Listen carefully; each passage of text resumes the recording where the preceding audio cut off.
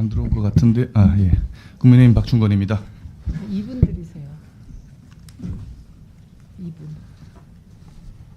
말씀하십시오. 네, 지금까지 전례가 없었던 우리 방통위 위원장 후보자님 인사청문회 이틀간 진행하려고 하시는데 이게 저는 그렇게 생각합니다.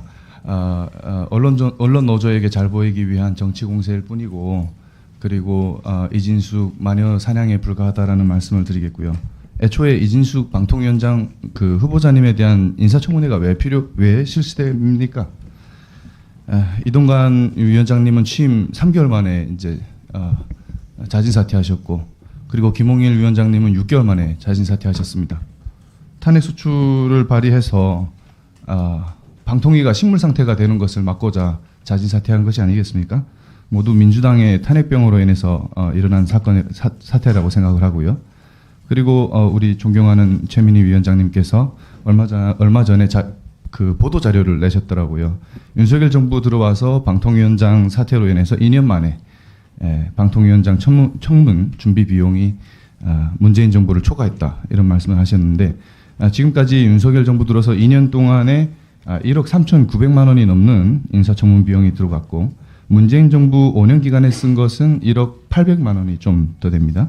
그래서 벌써 이제 넘어섰는데 좀 맞는 말씀이라고 생각합니다. 민주당의 탄핵병으로 인해서 방통위원장 사태로 지금까지 얼마나 많은 국민 혈세와 행정 낭비가 일어나고 있는가라는 말씀을 드리겠고 그리고 현재 방통위 현안이 얼마나 많은데 민주당의 어떤 언론 장악 야욕으로 인해서 낭비되고 있는 국회 보좌진, 정부 부처, 국회 사무처 등 얼마나 많은 에너지를 더 낭비해야 되는가라는 말씀을 드리겠습니다.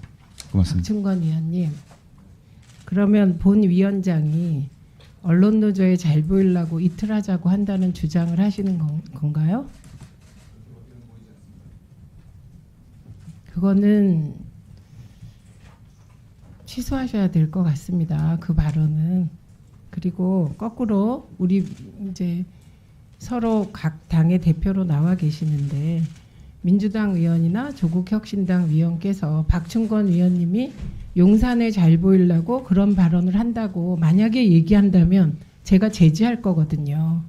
그런데 저는 24일, 25일 하자는 주장 있을 수 있고 24일 하루 하자는 주장이 있을 수 있다고 생각해요. 근데 그거를 그 위원장이 언론 노조에게 잘 보이려고 이 안을 올렸다고 말하시면 그건 저와 언론 노조의 관계를 너무 모르시는 얘기여서 팩트가 아님을 말씀드리고요.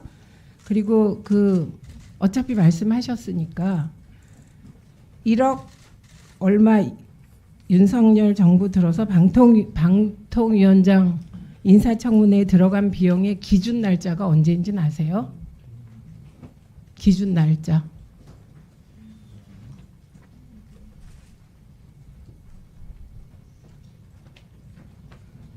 네, 그래서 이런 거 안 하셨으면 좋겠습니다. 또 의견 있으신 분, 예, 말씀하십시오. 이웅기 위원님. 예, 저 인천 남동을의 이웅기 의원입니다.